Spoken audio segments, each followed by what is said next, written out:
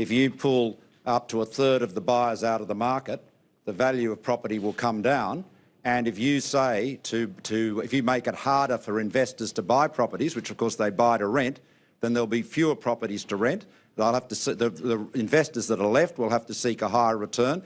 And this is exactly what happened in the 80s when Paul Keating banned negative gearing for a period before Bob Hawke realised what a disaster it was and had to turn it back. And I mean, it's all, look, Bill, everyone's entitled to his opinion. But if any of us wanted to get a view on what the value of our property was or what it could rent for, I think we'd talk to real estate agents rather than politicians. And the real estate agents are all at one. They know what Labor's policy will do is lower home values and jack up rents. All right. Well, let's be straight. If you want to know for independent views, let's go to the Reserve Bank of Australia. They're good enough to set our monetary policy in Australia. They are truly independent. They're not making a dollar out of the negative gearing tax subsidy. They're genuinely independent.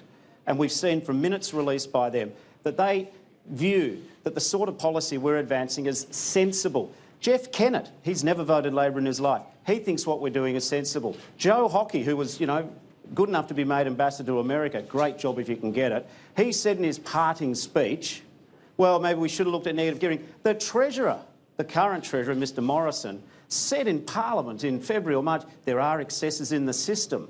No, I think the real challenge here is I respect the right of the real estate industry to preserve a business model which is subsidised by the taxpayers of Australia. But merely because they have a vested interest doesn't mean I have to accept that they decide tax policy and the best interests of the nation. Right. Just before we leave this issue, are there excesses in the system? Well, David, there are 48,000 taxpayers within half an hour's drive of where we're standing now who are negative gearing, and 30,000 of them earn $80,000 a year or less.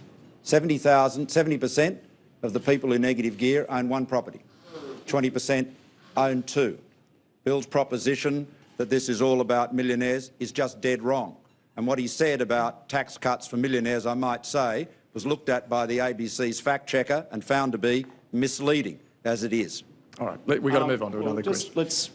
Mr Turnbull said that somehow negative gearing is this Robin Hood-style system which benefits, the less well-advantaged. Please, a crocodile wouldn't swallow that. Right. Do you know that after some of the numbers that are put forward in negative gearing, and to be fair, while Mr Turnbull didn't answer David's question about are there excesses in the system, his Treasurer said so.